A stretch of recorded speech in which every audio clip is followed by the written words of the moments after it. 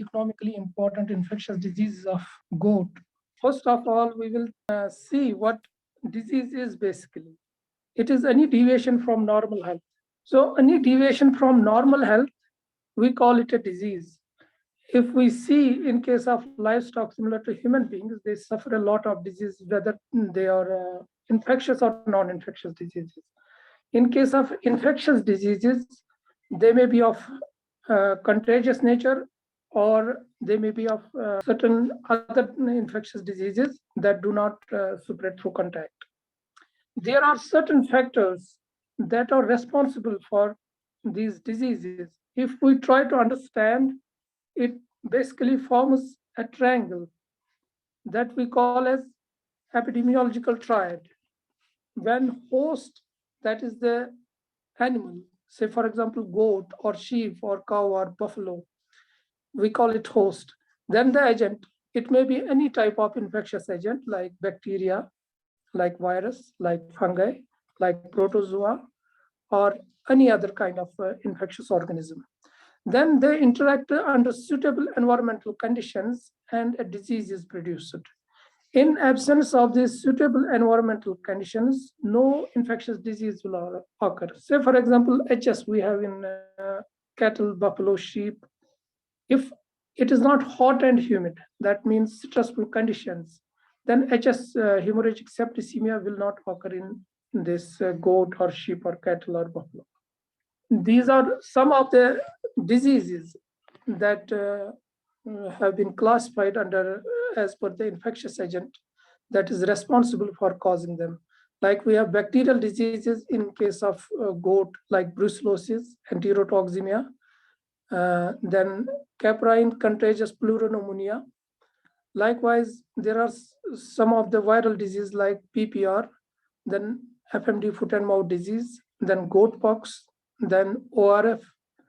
Then we have certain parasitic disease also in goat, but compared to sheep, when we see, goat is less susceptible to parasitic diseases and fungal diseases. Still, some of the diseases occur in young animals like coccidosis and fluke infection. Then fungal disease like ringworm infection is sometimes seen there. The most important disease that is prevalent throughout our country, it is called PPR. It is actually a French term, petit de petit ruminants. That means plague of small ruminants. Or in Hindi, in certain areas, it is called Kata. It is mostly transmitted by aerosol infections or fecal-oral route, or we can say direct contact. That means when an animal is suffering from this disease, if he sneezes, certain aerosols are charged into the atmosphere close to him, in the air close to him. And if an animal comes in contact with that aerosol, he will get infected. In this disease, the incubation period is very short. It is around 4 to 6 days. Morbidity and mortality can be very high in areas that are not endemic to this disease. That means the disease, the areas where this disease is or happens to be for the first time, mortality and morbidity rate can be very high in those areas. Then if we look at the clinical signs, there is high fever, discharge from eyes, nose and mouth, stomatitis is there, pneumonia, diarrhea, and diarrhea may contain blood. The animal, if neglected, if remains unattended, it is sure to die. These are some of the pictures from which you can have a glimpse of the clinical picture that an animal when infected undergoes. We see at the first picture, the conjunctiva is very red. Then there is discharge from nose as well as eyes.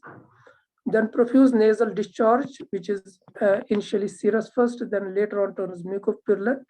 Then in the chronic cases, there may be formation of scab around nostrils, around the lips, and even other parts which are affected. Another disease is foot and mouth disease. We call it in Hindi khurpaka, muhpaka, and in Kashmiri it is called this osnur. Its incubation period is also very short, 2 to 14 days. The transmission is direct through aerosols. and through fecal route. That means if the virus happens to contaminate water or food of the animal, it can get transmitted also. There is one peculiar importance attached with this virus, that through wind currents, this virus can get transmitted up to a distance of 150 kilometers. Both this PPR and foot and mouth disease, it is a transboundary disease.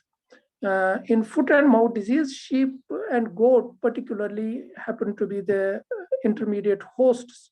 Sometimes they may experience the clinical picture, but most of the times they do not suffer any clinical disease, yet they can transmit the virus to cattle and buffalo. Then another disease is ORF, contagious ichthyma. It mostly happens in young lambs and young kids. Incubation period is 4 to 7 days. The transmission is through direct contact. In young animals, they suffer most with this disease. It is a self-limiting disease. It is caused by a virus. If left untreated, though it may take some time, but it will get cured. That is what we call self-limiting disease. But we have to treat it with some topical ointments like glycerin and boric acid, then it will get subsided within short period of time. It can again prove fatal if left untreated. If it is severe, it can spread to the inner organs also and result in mortality. Then we have goat pox. Its incubation period is 4 to 15 days. The transmission is direct and through aerosol also, direct contact. It is basically caused by capri pox. You may have seen this picture also in lumpy skin disease, because the virus of lumpy skin disease and this capri pox, they are of the same family. They are close relatives together, these two viruses.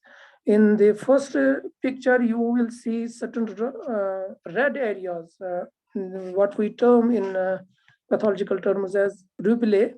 They are formed, then they are filled with this fluid, we call it vesicle.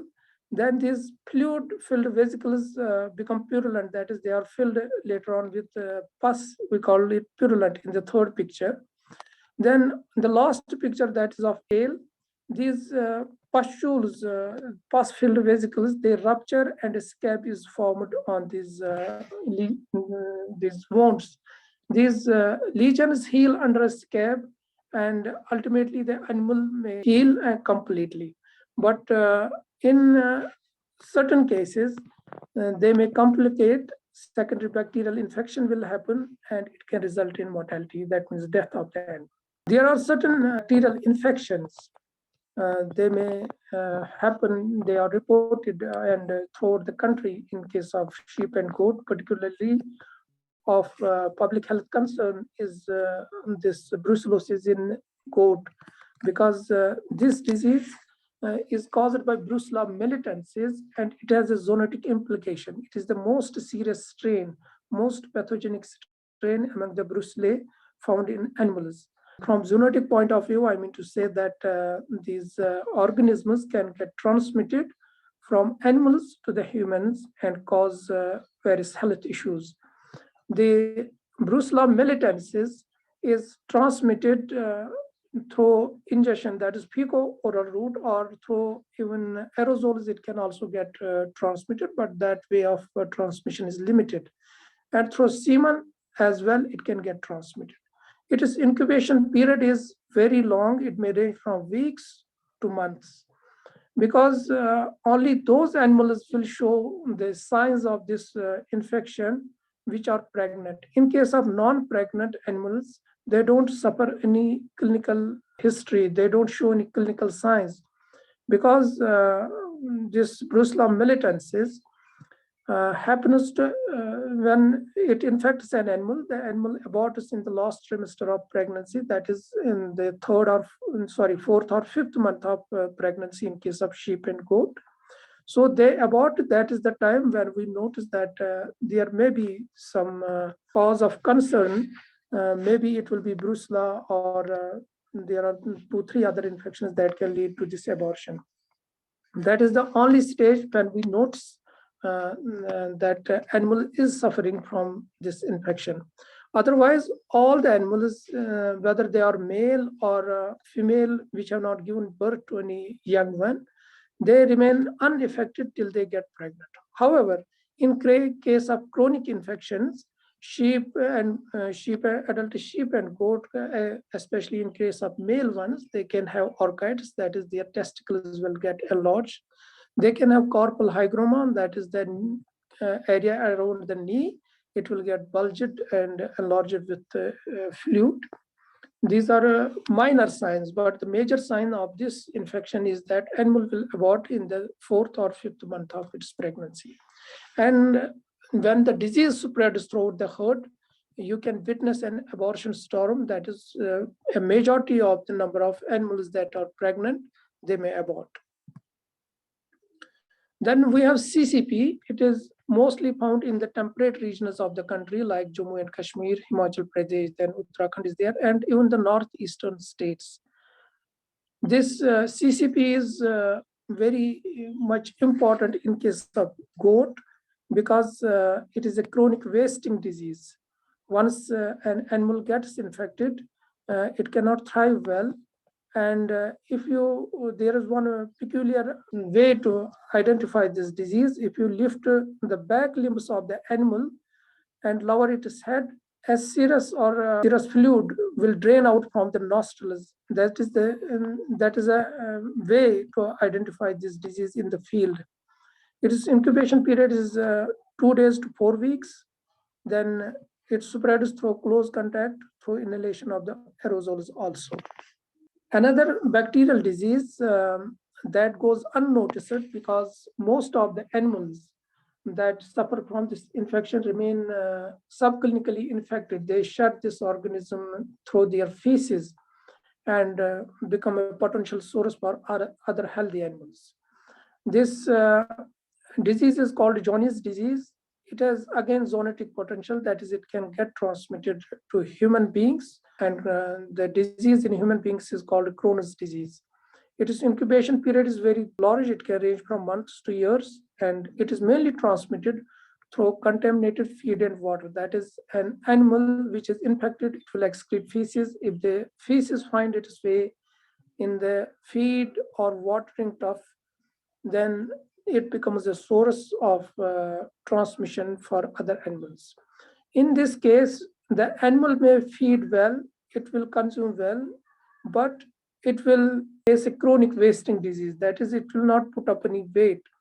The reason behind that is the intestine, small intestine of the animal gets, a simple way I can say, it gets choked, because once the food is digested, it cannot enter the bloodstream.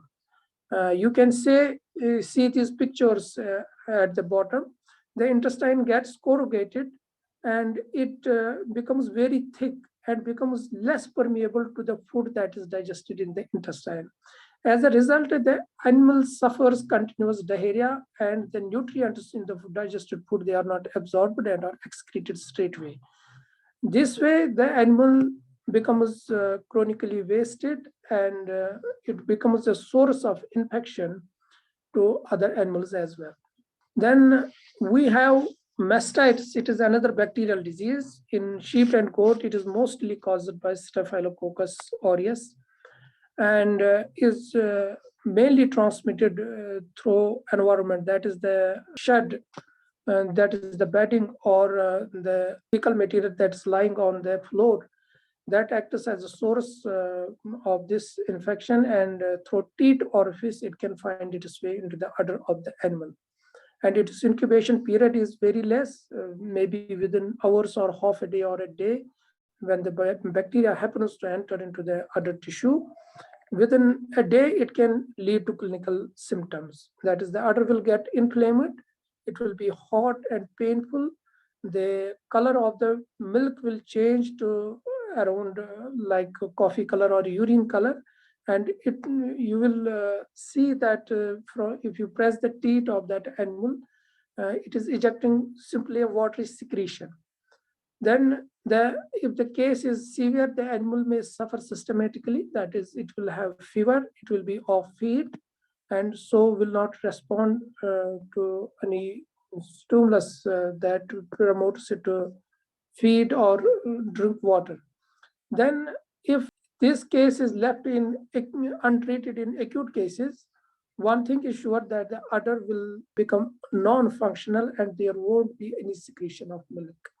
Since we use most of the goat, they are used for milk production, so the milk production will be totally curtailed, and even the young kids that will be born out of this animal, they will receive little or no milk from their mother, and it will be a cause of worry for the farmer as he will have to search alternatives to feed those kids. Then hemorrhagic septicemia is there. It is again a bacterial disease. This bacteria usually happens to be a commensal in the upper respiratory tract, but due to some unfavorable conditions that induce stress in the animals, the bacteria happens to flourish luxuriantly and it enters the bloodstream, causes septicemia, and the animal can die all of a sudden. In case of buffalo, it is very acute disease, even peracute cases are seen, but in sheep, it is not that much fatal, but it can prove fatal if left untreated. The incubation period of this disease is again very short, and it gets transmitted through ingestion or inhalation also. Then there is coccidosis. It is a major cause of concern in case of young kids. They suffer from diarrhea. The diarrhea can contain even blood, and the stools can contain even blood. And in up to 3 weeks to 5 months of age, that means these kids, they suffer a lot with this coccidiosis infection. It's a parasite actually. This parasite is transmitted through fecal-oral route. It basically multiplies in the intestines and causes diarrhea, and even in severe cases, the diarrhea, these feces can be laden with blood. That is, it can pass out feces which may contain blood also. Then the main aspect that I'm going to focus on is the management of these infections, especially these bacterial and viral infectious diseases. One of the main part that a farmer should adopt, that a veterinarian should adopt to focus in controlling or preventing these diseases is how better we manage all our resources, how better we manage the timely calendar of activities and that we are supposed to perform in a dairy unit. First is that the quarantine of newly purchased animals. Once we happen to open up a dairy unit, or we are planning to purchase new animals, these new animals should be separated for at least 40 days. That is called quarantine. It is basically a French word, quart, that means 40. So for 40 days, we need to separate these animals so that if any of the diseases is present, if any of the infections is present, within this time period, they can complete their incubation period and the animal will suffer clinically. So we can identify such animal and isolate it and give it proper treatment. Or if it is untreatable, like in case of certain diseases that need the animal to be culled, so we cannot put that animal with the rest of the stock. So we have to use that culling method in order to avoid any catastrophe to our flock. All the animals which are new to this farm should be properly quarantined, then tested again so that any underlying cause is ruled out. Then second part is the isolation. If any of the animals at any farm in the flock falls ill, we have to separate it, give it proper care and treatment. Once it gets fit, once it regains health, then only it should be remixed with the rest of the flock. The third point is disposal of the dead animals. Say, for example, we have any number, say, for example, 1,000 number of goats is in a flock or 1,000 number of sheep is in a flock. It is but natural that around up to 5% of animals may die per year. That is economically justifiable level. If those dead animals are left as such, they are not disposed of in a proper manner in accordance with scientific rules, then they will spread diseases to the rest of the animals. The best way to dispose of a dead animal is by burying it underground or by burning it. These are two main methods. The dead animals, maybe they have been ill for some days before they died.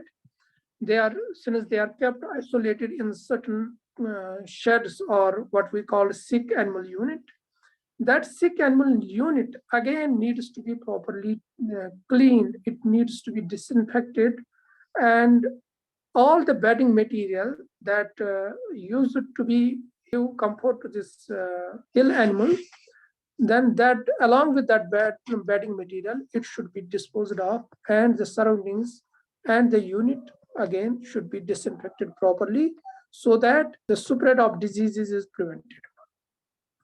Then in this area where disease or dead animal was lying, again you have to disinfect that. Another is proper farm biosecurity measures. That means all those measures that are directed at preventing spread of any infectious disease from outside into the farm. They are called biosecurity measures. Like you will put ban on entry of vehicles, put ban on entry of any person without your consent, and place certain barricades so that the vehicular movement is slowed down, and use disinfecting baths so that when the vehicle moves through that bath, the tires get disinfected. And again, using all methods to disinfect the entire farm premises and disposing of dead ones or tissues or aborted material or the material that is left after animal gives birth to a young one. All those material need to be disposed of in a proper scientific way. Then another is follow proper vaccination calendar. All the vaccines that are recommended in an area or in a country or in a region, they have to be followed properly and with proper date and time so that any mishap, any outbreak of disease is prevented. Then always seek advice from a veterinarian. We should not call in any quack or any ill-knowing person who is not well versed with animals or who does not have proper knowledge about the diseases or the treatment or the nutritional aspect or anything about the animals. We should call in a veterinarian who has proper knowledge so that he can give a better advice as to how we can contain a disease. Then adoption of appropriate dress, public protective gear by the animal attendant. Those persons that are tending to the animals, they should wear all the protective gear, and it should remain within the premises of this unit, and that is the farm. It should not be that a person is wearing a gum boots and he is going to the market with those gum boots or visiting another farm with those gum boots. Even there should be a proper gear for all those persons. Say, for example, a veterinarian who is visiting this unit, who is visiting this farm to provide veterinary assistance, he should also wear a protective gear so that if at any place he has contracted any organism, any bacteria or virus, that does not spread to this unit. Then adoption of this gear is again necessary to keep both animals as well as the human beings healthy, because it will again help in preventing the transfer of infectious organisms from animals to humans and from humans to animals. Then elimination of carrier animals. Say, for example, I told you about the jaundice disease. It is a chronic wasting disease. It is called by Mycobacterium paratuberculosis. Most of the animals that are affected with jaundice disease, they go unnoticed because they don't show any signs or symptoms. These animals which do not show any signs or symptoms, they are called carriers. These carriers are a threat for rest of the animals because any susceptible animal, if comes in contact with these carrier animals, he may get affected clinically. and that way it can result in a huge loss. Then these carriers have to be identified. So how we can identify these carriers is through testing. There are various methods to test these infections, like we can have for joinin this JD disease, that is paratuberculosis, we can do joinin test. Like for paratuberculosis, we can go for tuberculin test. And then brucellosis, we can go for Rose Bengal plate test. Or any other disease, we have a number of tests available that can be used to identify the carrier animals. Then disinfection of animal houses, there should be a routine calendar of activities that mentions from this time to this time, or once a week or twice a week, we have to disinfect all the animals so that these infectious agents are destroyed. So these are some of the agents that can be used to disinfect in the farm premises. Except animals, these can be used on anything that is non-living. Like we have implements, we have floor, we have walls, shelves, etc. We can use these agents to disinfect the surroundings or the buildings within the unit. Like boric acid, it is around 6% we can use. Then bleaching powder, it should not have less than 30% available chlorine. Then lime is there. Then phenolic compound is 1 to 2%. Quaternary ammonium compound is 0.1%. Then sodium hypochlorite, we can use 200 ppm. That means 2 milligram per liter of water. Then sodium carbonate 4%. Then potassium permanganate, it can be used at the rate of 1 ppm, that is 1 milligram per liter it can be used. This is the vaccination schedule, vaccination calendar that is mostly followed throughout the country.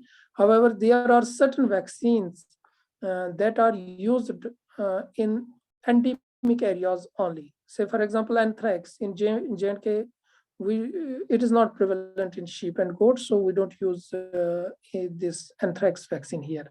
Another is HS.